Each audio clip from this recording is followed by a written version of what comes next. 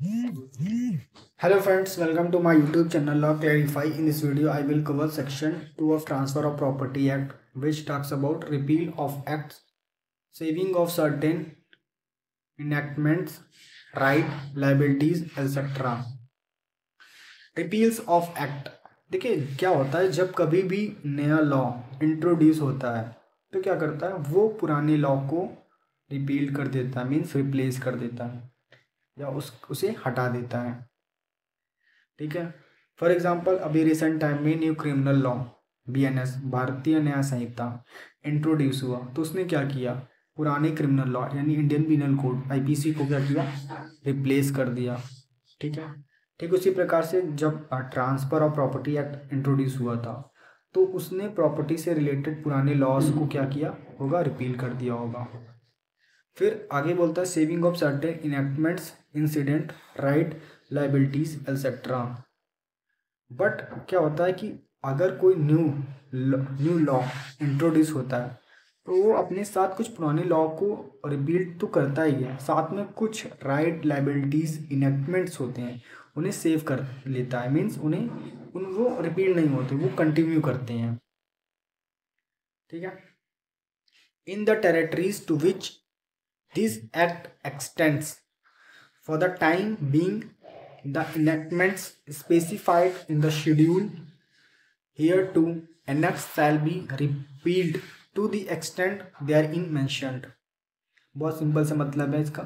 ये बताता है कि इस एक्ट के शेड्यूल में जो भी इनैक्टमेंट मेंशन किए गए हैं वो क्या होंगे, वो रिपील्ड हो जाएंगे जब जहाँ तक ये एक्ट एप्लीकेबल होगा, in the territories to which this act x tends.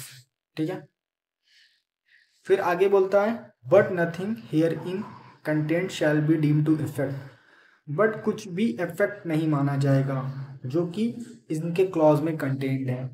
जैसे कि क्लॉज ए में कंटेंट है कि the provision of any enactment not here bye expressly repealed.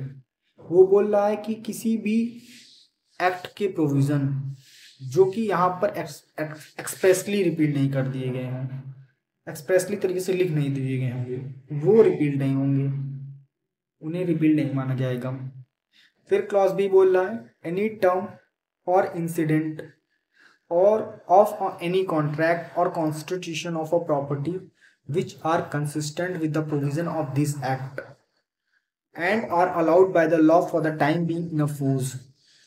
ठीक है। बोल रहा है कि किसी भी कॉन्ट्रैक्ट की टर्म, इंसिडेंट या किसी भी प्रॉपर्टी का कॉन्स्टिट्यूशन हुआ है और वे क्या है, इस एक्ट के प्रोविजन के कंसिस्टेंट है, मीन्स इसके अगेंस्ट नहीं है, इस एक्ट के कंट्रेरी नहीं है। ठीक है।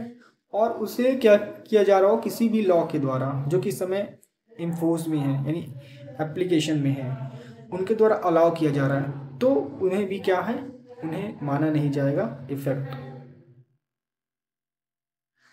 फिर क्लॉज सी बोल रहा है एनी राइट और liabilities arising out of a legal relation constitute before this act come into force और any relief in respect of any such right और लाइबिलिटी। ये बोल रहा है कि इस before this act come into force, इसका मतलब ये बोल रहा है कि इस एक्ट के लागू होने से पहले अगर कोई भी राइट और लाइबिलिटी अराइज हुई हो, कोई लीगल रिलेशन अराइज हुआ हो, वो भी इफेक्ट नहीं माने जाएंगे। या फिर आगे बोल रहा है एनी रिलीफ, कोई रिलीफ या कोई राइट और लाइबिलिटी भी अराइज हुई हो इस एक्ट के आने से पहले, उन्हें भी हम इफेक्ट नहीं मानेंगे।